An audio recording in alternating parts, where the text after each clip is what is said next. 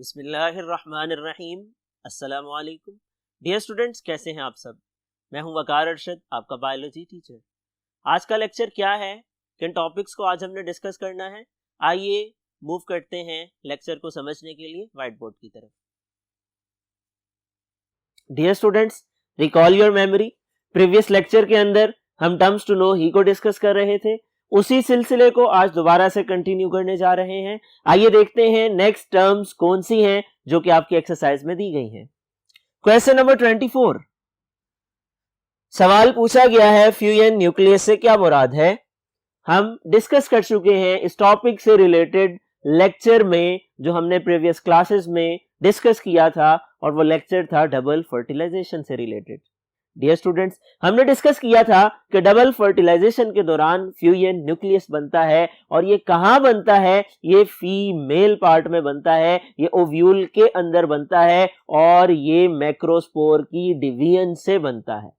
हमने डिस्कस किया था मैक्रोस्पोर मदर सेल की मियोसिस से मैक्रोस्पोर बनता है, मैक्रोस्पोर की फर्दर माइटोसिस से डिवीजन्स होती हैं, और 8 नए सेल्स बनते हैं, जिनमें 3 ऊपर चले जाते हैं जो कि एंटीपोडल कहलाते हैं, 3 नीचे आ जाते हैं, दाएं और बाएं वाले सिनर्जिड सेल कहलाते हैं, दरमियान वाला एक्स सेल कहलाता है, और बिल्कुल सेल के मिड में फ्यूजन न्यूक्लियस पाया जाता है जो कि डिप्लॉयड होता है। इसका जवाब आप यूं लिख सकते हैं, it is a diploid cell develops inside the ovule.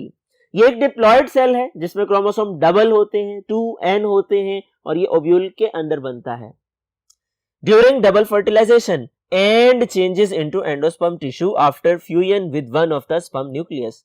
ये कब बनता है? डबल फर्टिलाइजेशन के दौरान बनता है, और एक स्पर्म न्यूक्लियस से मिलने के बाद ये तब्दील हो जाता है एंडोस्पर्म टिश्यू में।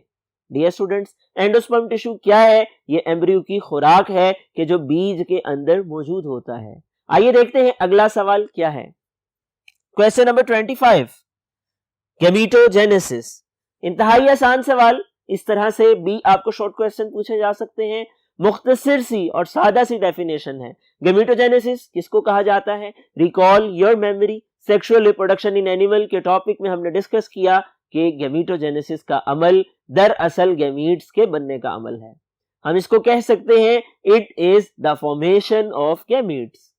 और इसकी 2 टाइप्स हैं, एक को स्पर्मेटोजेनेसिस कहा जाता है, एक को गैमीटोजेनेसिस का नाम दिया जाता है। स्पर्म्स का बनना स्पर्मेटोजेनेसिस कहलाता है, जबकि गैमीट्स की दूसरी किस्म यानी एग का बनना ओजेनेसिस कहलाता है। डियर स्टूडेंट्स, आप इसकी डेफिनेशन यूं लिख सकते हैं, formation of gametes is known as gametogenesis. It is of 2 types, that is spermatogenesis and oogenesis. gametes के बनने को हम gametogenesis कहते हैं, और ये 2 किस्म की होती है, और वो 2 इकसाम क्या हैं? वो spermatogenesis है और oogenesis है। डियर स्टूडेंट्स, नेक्स्ट क्वेश्चन आइए देखते हैं। क्वेश्चन नंबर 26, गैमीटोफाइट से क्या मुराद है? ये सवाल अल्टरनेशन ऑफ जनरेशन के टॉपिक से लिया गया है। सेक्सुअल रिप्रोडक्शन इन प्लांट्स के इंट्रोडक्शन में हमने ये डिस्कस किया था। पौधों के 3 तरह के ग्रुप्स हैं, मोसेस हैं, फर्न्स हैं, और सीडेड प्लांट्स हैं। डियर स्टूडेंट्स, हमने डिस्कस किया था पौधों में 2 जनरेशंस पाई जाती हैं, एक को स्पोरोफाइट जनरेशन कहते हैं, एक को गैमीटोफाइट जनरेशन का नाम दिया जाता है। स्पोरोफाइट जनरेशन की बात की जाए, स्पोरोफाइट जनरेशन में मियोसिस होती है और माइक्रो एंड मैक्रोस्पोर्स बनते हैं। डियर स्टूडेंट्स, इसका जवाब आप यूं लिख सकते हैं, it is gamete producing generation in living organism. Gametophyte generation, dear students, question number 26 gametophyte से मुतल्लिक है। स्पोरोफाइट जनरेशन के बाद दूसरी किस्म गैमीटोफाइट जनरेशन है। गैमीटोफाइट जनरेशन स्पोरोफाइट जनरेशन से बनती है, और गैमीटोफाइट जनरेशन में गैमीट्स प्रोड्यूस होते हैं। 2 तरह के गैमीट्स होते हैं, मेल और फीमेल गैमीट्स। ये दोनों आपस में मिलते हैं, और इन दोनों के मिलने से जाइगोट बनता है। जाइगोट एक नए पौधे में तब्दील हो जाता है, और पौधे का पूरा जिस्म स्पोरोफाइट जनरेशन है। इसका जवाब आप लिख सकते हैं, it is gamete producing generation in living organism. यानी ये पौधों की वो जनरेशन है जो गैमीट्स प्रोड्यूस करती है और माइटोसिस के जरिए से करती है। डियर स्टूडेंट्स, आइए देखते हैं अगला सवाल क्या है। Dear students, next question is question number 27। Grafting से क्या मुराद है? ग्राफ्टिंग किसको कहा जाता है? Recall your memory. Grafting is basically an example of asexual reproduction. पौधों के अंदर एसेक्सुअल रिप्रोडक्शन को हम वेजिटेटिव प्रोपेगेशन कहते हैं। सवाल पूछा गया है ग्राफ्टिंग। ग्राफ्टिंग क्या है? वेजिटेटिव प्रोपेगेशन की एक किस्म है। हमने डिस्कस किया था वेजिटेटिव प्रोपेगेशन नेचुरल भी होती है, आर्टिफिशियल भी होती है। यहां पर ग्राफ्टिंग दरअसल आर्टिफिशियल वेजिटेटिव प्रोपेगेशन की एक किस्म है कि जिसके अंदर हम एक पौधे को जमीन में जिसकी जड़ें मौजूद हैं अटैच कर देते हैं एक दूसरे पौधे के तने के साथ जिसकी जड़ें मौजूद नहीं हैं। मतलब हमने एक पौधे को काटा, उसका तना लिया और किसी दूसरे पौधे के तने के साथ जोड़ दिया जो जड़ों समेत जमीन में मौजूद है। हम इसको मारूफ जुबान में पैवंदकारी कहते हैं कि जिसके अंदर जड़ों वाला पौधा मुंतखब किया जाता है, उसके ऊपर किसी दूसरे पौधे का तना ला करके जोड़ दिया जाता है। इसका जवाब आप यूं लिख सकते हैं, an example of asexual reproduction. ये एसेक्सुअल रिप्रोडक्शन की एक मिसाल है। In which a piece of stem is cut from the plant, जिसमें पौधे के ऊपर से तने का एक टुकड़ा काटा जाता है and is attached with another plant, और एक दूसरे पौधे के साथ जोड़ दिया जाता है विद एस्टेब्लिश्ड रूट सिस्टम, जिसके साथ रूट सिस्टम एस्टेब्लिश्ड होता है, मुंतजिम होता है और जुड़ा हुआ होता है। इसके एग्जाम्पल ग्रेप वाइन्स हैं, अंगूर की बेल है। डियर स्टूडेंट्स, इस तरीका कार की मदद से हम ऐसे अंगूर पैदा करते हैं, तैयार करते हैं जो बीजों के बगैर होते हैं, ज्यादा लजीज होते हैं। इसके बाद आइए देखते हैं अगला सवाल क्या है। Question 28, gynoecium.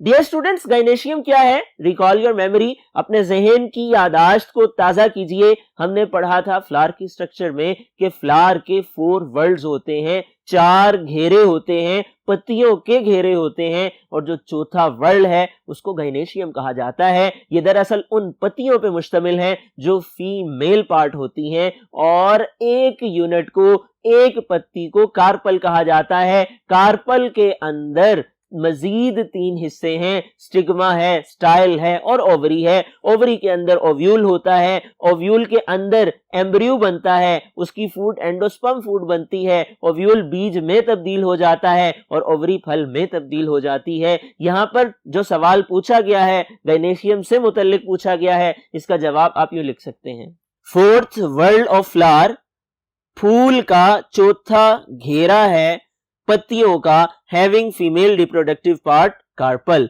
जिसमें फीमेल रिप्रोडक्टिव पार्ट यानी कार्पल की पत्तियां होती हैं, डेट कंटेन फीमेल गैमीट, जिसके अंदर फीमेल गैमीट यानी एग सेल्स पाए जाते हैं। Dear students, egg cell ovary में, ओव्यूल के अंदर पाए जाते हैं, और ओवरी हो या ओव्यूल हो यह कार्पल का हिस्सा है, और कार्पल दरअसल गाइनेशियम का पार्ट है। इसके बाद देखते हैं अगला सवाल क्या है। Question 29, hilum. Dear students, hilum किसको कहा जाता है? Recall your memory. सीड वाले टॉपिक में हमने डिस्कस किया, सीड जर्मिनेशन से पहले structure and development of seed में हमने ये डिस्कस किया था कि सीड कोट के ऊपर एक स्केयर होता है, एक धब्बा सा, एक निशान मौजूद होता है। ये दरअसल वो पॉइंट है कि जहां पर ये बीज ओवरी वॉल के साथ यानी फल की दीवार के साथ अटैच होता है। डियर स्टूडेंट्स, नेक्स्ट क्वेश्चन क्या है, आइए देखते हैं। नेक्स्ट क्वेश्चन को डिस्कस करने से पहले इसका जवाब भी समझ लीजिए। A scar on seed coat, seed coat के ऊपर एक धब्बा, एक निशान, where seed is attached to ovary wall, जहां से सीड ओवरी वॉल यानी फल की दीवार के साथ अटैच्ड होता है, that is known as hilum, उसको हिलम कहा जाता है। अब देखते हैं अगले सवाल को। Question 30, hypocotyl. Dear students, hypocotyl क्या है? Recall your memory. हमने डिस्कस किया सीड जर्मिनेशन में कि एम्ब्रियोनिक स्टेम का यानी पौधे के नए छोटे नन्हे मुन्ने तने का जो बीज से इब्तदाई तौर पर निकलता है, वो वाला हिस्सा जो कोटिलेडन से नीचे है, उसको हम नाम देते हैं हाइपोकोटाइल का। इसका जवाब आप यूं लिख सकते हैं, The part of embryonic stem below the point of attachment to cotyledon is known as hypocotyle.